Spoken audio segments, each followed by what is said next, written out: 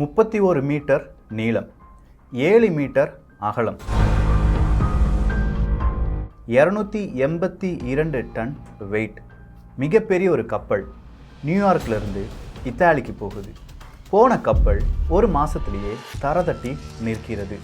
அந்த கப்பலில் இருந்த 8+3 நபர்கள் என்ன ஆனாங்க? இந்த கப்பலை பற்றி ஸ்டடி பண்ணும்போது அது சபிக்கப்பட்ட கப்பல், அப்படி இல்லையா பேய் இருக்கும் கப்பல் அப்படின்னு சொல்கிறாங்களே, உண்மை என்ன? இந்த கப்பலை 17 ஓனர்ஸ் வச்சுருந்தாங்களாமே, அத்தனை ஓனர்களும் இறந்து விட்டார்கள் அப்படின்னு சொல்கிறாங்களே, அப்படின்னா உண்மையிலேயே இது அமானுஷ கப்பலா? இந்த ஒரு பதிவில் பார்த்து விடலாம். அன்பு தமிழஞ்சங்களுக்கு தமிழ் பொக்கிஷத்தின் வணக்கங்கள்.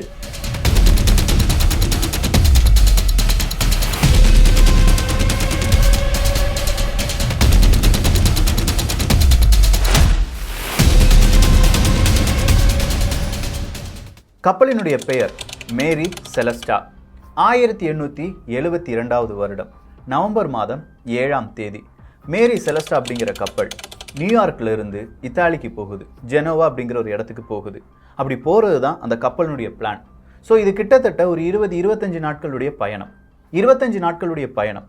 இந்த கப்பலில் என்னெல்லாம் நிரப்பப்படுகிறது அப்படின்னு கேட்டிங்கன்னா, 6 மாதத்துக்கு தேவையான உணவு, 6 மாதத்துக்கு தேவையான தண்ணீர், 1700 பேரல் ஆல்கஹால். இந்த ஆல்கஹால் அப்படின்னு சொல்லும்போது பியூர் ஆல்கஹால், நேரடியாக குடிக்க முடியாது, பட் இண்டஸ்ட்ரி லெவலில் இருக்கக்கூடிய ஆல்கஹால். 1700 பேரல் அப்படின்னு சொல்லலாம். அதனுடைய விலை மதிப்பு மட்டுமே $46,000 அன்றைய மதிப்புப்படி பார்க்க போனால். ஸோ இவ்வளோ பெரிய கப்பல், இவ்வளோ பேலோடெலாம் ஏற்றி எத்தனை நபர்கள் அந்த கப்பலில் இருக்காங்க அப்படிங்கிறது அடுத்த கேள்வி.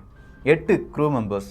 இந்த 8 க்ரூ மெம்பர்ஸை வழி நடத்துவதற்காக ஒரு கேப்டன், அந்த கேப்டனுடைய மனைவி, இந்த கேப்டனுடைய மகள், அந்த கேப்டன் வளர்க்கக்கூடிய ஒரு பூனைக்குட்டி, இப்படி எல்லாமே இந்த கப்பலில் ஏற்றி அதனுடைய பயணத்தை ஆரம்பிக்கிறது.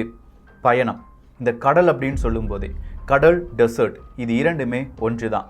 தெரியாதவங்களுக்கு அது மிகப்பெரிய அளவில் உயிர் பிரச்சனையாக கூட மாறலாம். வழி அப்படிங்கிறதே இருக்காது. சாப்பிட்றதுக்கு சாப்பாடு, குடிக்கிறதுக்கு தண்ணீர், இது எதுவுமே இருக்காது. ஸோ இப்படிப்பட்ட ஒரு பயணத்தில் இந்த கப்பல் மேரி செலஸ்டா அப்படிங்கிற கப்பல் பயணத்தை தொடர்கிறது.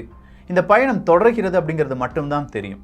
அடுத்ததா நவம்பர் மாதம் 24ஆம் தேதி மிகப்பெரிய அளவில் சூறாவளியிலிருந்துலாம் நாங்கள் தப்பித்து விட்டோம் அப்படிங்கிற ஒரு டைரி குறிப்பு மட்டும் இந்த கப்பலில், அதை லாக் ஃபைல் அப்படின்னு சொல்லுவாங்க, எல்லா கப்பலிலும் இருக்கும். அதே மாதிரி இந்த கப்பலிலும் இருந்திருக்கிறது. ஸோ இருந்திருக்கிறது அப்படின்னு சொன்னால் இந்த கப்பலுக்கு என்னாச்சு? ஒரு கேள்வி வருதில்ல. டிசம்பர் மாதம் 1872 வருடம் 5ஆவது தினம், கிட்டத்தட்ட ஒரு மாசத்துக்கு பிறகு ஒரு பிரிட்டிஷ் கப்பல் வருகிறது. போர்ச்சுகீஸ்லிருந்து 600 மைல் தொலைவில் இந்த கப்பல் வரும்போது தூரமா வேறொரு கப்பல் நிற்பதை பார்க்கிறார்கள். இந்த பிரிட்டிஷ் கப்பலினுடைய பெயர் டே கிராஷா அப்படிங்கிறது தான். ஸோ இந்த கிராஷா கப்பல் அப்படியே வந்துட்டு இருக்கும்போது அதனுடைய கேப்டன், அவருடைய பெயர் டேவிட் மோர்ஹவுஸ் என்பது தான். டேவிட் மோர்ஹவுஸ் தூரமா வேறொரு கப்பல் நிற்பதை பார்க்கிறார். உடனே அங்கே இருக்கிற பணியாளர்களிடம் சொல்கிறார், அந்த கப்பல் என்னப்பா அங்கே நிற்கிது, ஒரு போட் வழியாக போய் அந்த கப்பலை பாருங்கள், அங்கே யாராவது இருக்காங்களா, இல்லை ஏன் அந்த கப்பல் அங்கே நிற்கிறது அப்படிங்கிறத தெரிந்து கொள்ள வேண்டும் அப்படின்னு சொல்கிறாங்க. கேப்டனுடைய இந்த உத்தரவு கேட்ட உடனே பணியாளர்கள் அந்த கப்பலுக்குள் போகிறாங்க. மேரி செலஸ்டியா அப்படிங்கிற அந்த கப்பலுக்கு போகிறாங்க. அந்த கப்பலில் போய் ஹலோ யாராவது இருக்கீங்களா அப்படின்னு சொல்லி கேட்குறாங்க. சப்தம் வரவில்லை. மறுபடியும் கேட்டு அந்த கப்பலுக்குள்ளே என்ட்ராகிறாங்க. கப்பலுக்குள்ளே என்ட்ராகும்போது கிட்டத்தட்ட 1 மீட்டர் அளவுக்கு தண்ணீர் கப்பலுக்குள் இருக்கிறது. ஸோ இதனால் அங்கே வந்தவங்களுக்கு என்ன தெரிஞ்சிருச்சு, ஒரு மோட்டார் என்பது போடப்படவில்லை, அதனால தான் இந்த தண்ணீர் அப்படிங்கிறது கப்பலுக்குள்ளே இருக்குது. அப்போ மனிதர்கள் கப்பலின் அடித்தளத்தில் இருப்பார்கள், கொஞ்சம் சப்தமாக அவங்களுடைய வாய்ஸை உயர்த்தலாம் அப்படின்னு சொல்லி சப்தமாக அழைக்கிறார்கள். இப்போவும் யாருமே வரல. கப்பலை பார்க்குறாங்க. கப்பலில் பெரிய அடி எதுவுமே கிடையாது. ஆனால் 2 விஷயம் அவங்களுடைய கண்ணை உறுத்துகிறது. கிளாக் அப்படிங்கிறதும் உடைக்கப்பட்டிருக்கிறது, காம்பஸ் அப்படிங்கிறதும் உடைக்கப்பட்டிருக்கிறது. ஸோ இது 2ம் உடைக்கப்பட்டிருக்கும் போது இவங்களுக்குள்ள ஏதோ ஒரு பயம் வருது. மறுபடியும் தேடி பார்க்குறாங்க. யாருமே இல்லாதனால நேரடியாக இந்த டேவிட் மோர்ஹவுஸ் அப்படிங்கிறவர் இந்த கப்பலுக்குள் வருகிறார். இவங்க வரும்போது நிறைய இடத்த சர்ச் பண்ணி பார்க்குறாங்க. அப்படி சர்ச் பண்ணி பார்க்கும்போது 1700 பேரல் ஆல்கஹால் இருந்துச்சுல, அதில் 9 பேரல் ஆல்கஹால் எம்டியாக இருக்குது. அந்த பேரலில் எதுவுமே கிடையாது. அது மட்டும் கிடையாது, 6 மாதத்திற்கு தேவையான உணவு அப்படிங்கிறதுலாம் இருந்துச்சுல, அது அப்படியே தான் இருக்குது. ஸோ இந்த கப்பலில் இருந்த பணியாளர்கள் எங்க, கேப்டன் எங்க, மிகப்பெரிய ஒரு கேள்வி அவர்களுக்குள் எழுகிறது. நேரா கிச்சன் பக்கம் போய் பார்க்குறாங்க. அங்கே கொஞ்சம் சூடான சில விஷயங்கள் பார்க்கிறார்கள். சிக்கன் அப்படிங்கிறது சூடாக அங்கே வைக்கப்பட்டிருக்கிறது. 3 காஃபி அப்படிங்கிறது இருக்குது. 3 காஃபி மட்டும் கிடையாது, அவங்களுக்கு தேவையான உணவு அப்படிங்கிறதும் சமைத்து வைக்கப்பட்டிருக்கிறது. இது எல்லாம் அப்படியே சூடாக கொஞ்சம் வெது வெதுப்பாக இருக்கிற மாதிரியே ஒரு ஃபீலிங். அப்படின்னா இங்க இருந்த மனிதர்கள் திடீர்னு காணாம போயிட்டாங்களா? தேடி பாருங்க, மனித சடலங்கள் இருக்கா அப்படின்னு சொல்லி பாருங்கன்னு சொல்றாங்க. மனித சடலங்கள் எதுவுமே கிடையாது. ஸோ மனித சடலங்கள் கிடையாது, கப்பலுக்கு எந்த ஒரு பிரச்சனையும் கிடையாது. அப்படி இருக்கும்போது இந்த கப்பலில் இருந்த மனிதர்கள் எங்கே? மிகப்பெரிய ஒரு கேள்வி யாருக்கு வருகிறது? இந்த டேவிட் மோர்ஹவுஸுக்கு வருது. சரி, யாருமே இல்லைல்ல. கடலினுடைய சட்டப்படி ஒரு கப்பல் காணாமல் போய் அதை யார் கண்டுபிடிக்கிறார்களோ அவர்கள் தான் இந்த கப்பலினுடைய ஓனர். ஸோ டேவிட் மோர்ஹவுஸ் இந்த கப்பலை அவருடைய கப்பலுடன் இணைத்து ஒரு 600 மைல் தொலைவுக்கு கொண்டு செல்கிறார். அங்கே நீதிமன்றத்தின் முன்பு இந்த கப்பல் என்பது நிறுத்தப்படுகிறது. நான் இப்படி ஒரு கப்பலை கண்டுபிடிச்சேன், இந்த கப்பலில் இன்சூரன்ஸ் அப்படிங்கிறது இருப்பதற்கான வாய்ப்புகள் இருக்குது. ஏன்னா கிட்டத்தட்ட $46,000 ஆல்கஹால் இருக்குது. ஸோ இந்த இன்சூரன்ஸ் பணம் எல்லாம் எனக்கு தான் வரணும் அப்படின்னு சொல்லி இந்த டேவிட் மோர்ஹவுஸ் என்பவர் சொல்கிறார். அதாவது டெய் கிராஷியா அப்படிங்கிற அந்த கப்பலை சேர்ந்தவர்களுக்கு தான் பணம் கிடைக்க வேண்டும் அப்படின்னு சொல்கிறாங்க. இந்த இடத்துல வேறொரு ட்விஸ்ட் இருக்கு. இந்த டேவிட் மோர்ஹவுஸ் அப்படின்னு சொல்றோம் பாருங்க, அவரும் இந்த மேரி செலஸ்டியா அப்படின்னு சொல்லி அந்த கப்பல் சொல்றோம் பாருங்க, அதனுடைய கேப்டனாக இருந்தவர் பெஞ்சமின் எஸ் பிக்ஸ் அப்படிங்கிறவங்க தான். ஸோ பெஞ்சமின் எஸ் பிக்ஸ் அவர்களும் மிகப்பெரிய நண்பர்கள். ஸோ கோர்ட் என்ன சொல்றாங்கன்னா, நீயும் உன் நண்பனும் சேர்ந்து இன்சூரன்ஸ் பணத்துக்காக என்ன செஞ்சீங்க? ஸோ உங்கள் மீது ஒரு வகையான விசாரணை என்பது வைக்கப்படுகிறது அப்படின்னு சொல்லி ஒரு விசாரணை கமிஷனை வைக்கிறாங்க. விசாரணை கமிஷனுடைய தலைவராக ஃப்ரெட்ரிக் சோலி ஃப்ளட் அப்படிங்கிறவர் வைக்கப்படுகிறார். ஸோ இந்த ஃப்ரெட்ரிக் ஃபர்ஸ்ட் எடுத்தோடனே இவங்க 2 பேரும் நண்பர்கள். இந்த பயணம் தொடங்குவதற்கு முன்பாக நீங்கள் ஏதோ ஒரு ஹோட்டலில் பார்த்துட்டீங்க, ஸோ நீங்கள் என்ன பேசுனீங்க அப்படிங்கிற விசாரணை எல்லாமே செய்யப்படுகிறது. அப்போ அவங்க சொல்கிறாங்க, நாங்கள் எதுவுமே செய்யலை, நார்மலாக நாங்கள் ஒரு நண்பனாக என்ன பேசணுமோ அது மட்டும்தான் பேசணும். என் நண்பனை தேடித்தாங்க, அவங்களுடைய குடும்பத்துக்கு என்னாச்சு அப்படின்னு சொல்லி எனக்கு படபடப்பாக இருக்குது அப்படின்னு சொல்லி இந்த டேவிட் மோர்ஹவுஸ் என்பவர் சொல்கிறார். ஸோ நண்பனை இவர் கொன்றிருப்பாரா அப்படின்னு கேட்டால் அந்த கப்பலில் மிகப்பெரிய அளவில் இரத்த காயங்களோ இல்லாட்டி கப்பலுக்கான சேதாரமோ கிடையாது. நண்பனை கொல்லணும்னா அங்கே இருக்கிற சரக்கு மேலே இவர் ஆசைப்பட்டிருக்கணும், அந்த ஆல்கஹால் மேலே ஆசைப்பட்டிருக்கணும். ஆனால் ஆல்கஹாலில் சின்ன மாற்றம் கூட கிடையாது. ஸோ இவர் சொத்துக்காகவோ இல்லாட்டி இந்த கப்பலுக்காகவோ இந்த டேவிட் மோர்ஹவுஸ் அப்படிங்கிறவர் அவருடைய நண்பரான பெஞ்சமினை கொல்லவில்லை அப்படிங்கிற ஒரு முடிவுக்கு வராங்க. அடுத்ததா வேறொரு கேள்வி வருது.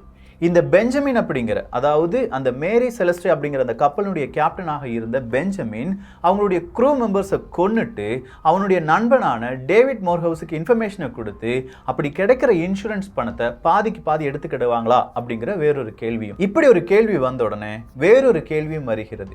பெஞ்சமின் மட்டும் காணாம போகல, அவங்களுடைய மகள் இல்லை, அவங்களுடைய மனைவி சாரா அப்படிங்கிறவங்க இல்லை. ஸோ பெஞ்சமின் அவர்களும் இவர்களை கொன்றிருக்க மாட்டார்கள். எப்படி இதை உறுதியா சொன்னாங்கன்னா, அந்த கப்பல்ல இருந்து 2 விஷயங்கள் தான் காணாம போனது. ஒன்னு செக்ஸ்டன்ட் அப்படின்னு சொல்லுவாங்க, கோணமானி அப்படின்னு சொல்லுவோம்ல, அதுதான். இன்னொன்னு லைஃப் போட், ஆபத்துக்காக பயன்படுத்தக்கூடிய படகு. இந்த 2 விஷயங்கள் காணாமல் போனதால் இவங்களுக்குள்ள வேறொரு ஐயமும் வருகிறது.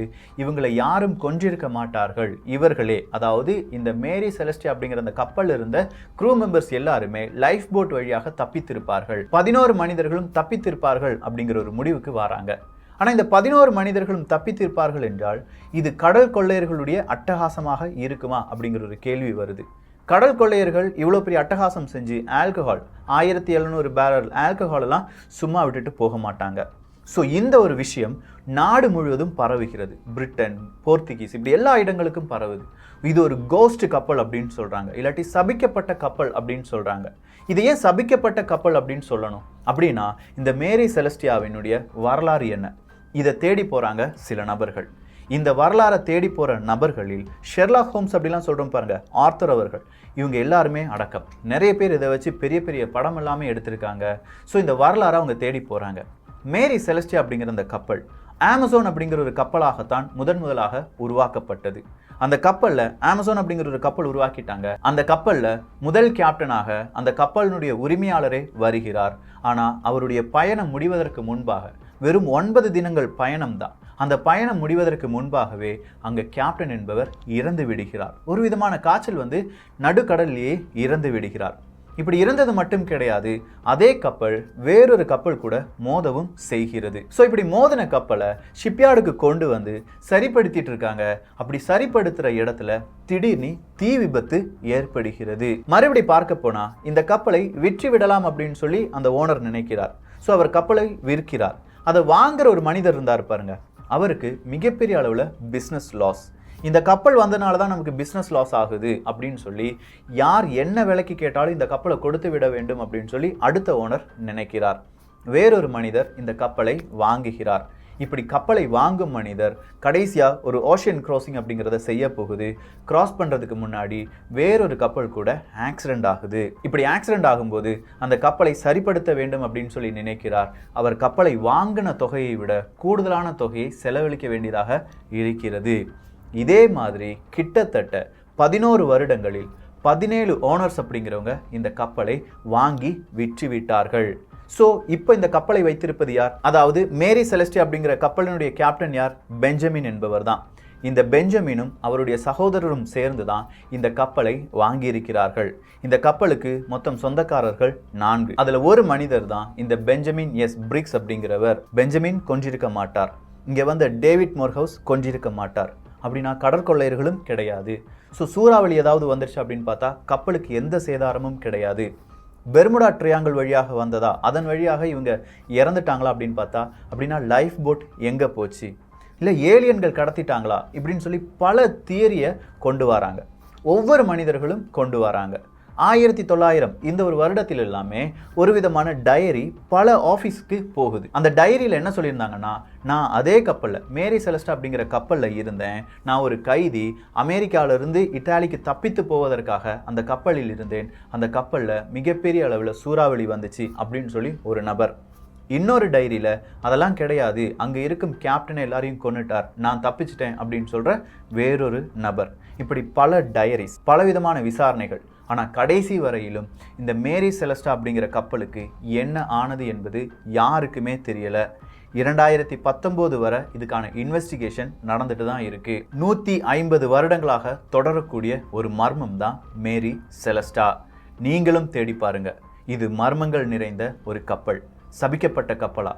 வரலாறு அப்படித்தானே சொல்லுது. இந்த ஒரு கப்பல் தான் இப்படி இருக்கா?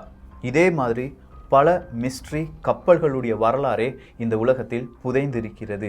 ஒவ்வொன்றாக பார்க்கலாம். இந்த ஒரு காணொளி பற்றிய உங்களுடைய கருத்துக்கள் இங்கே வரவேற்கப்படுகின்றன. எல்லோரும் தமிழ் பக்ஷத்தில் இணைந்திருங்கள். தமிழ் பக்ஷம் சேனலை சப்ஸ்கிரைப் செய்யாத தோழர்கள் தோழிகள் தயவுசெய்து சப்ஸ்கிரைப் பண்ணிக்கோங்க. நல்லதை பகிர்ந்து நல்ல சமுதாயத்தை உருவாக்குவோம். நன்றி, வணக்கம்.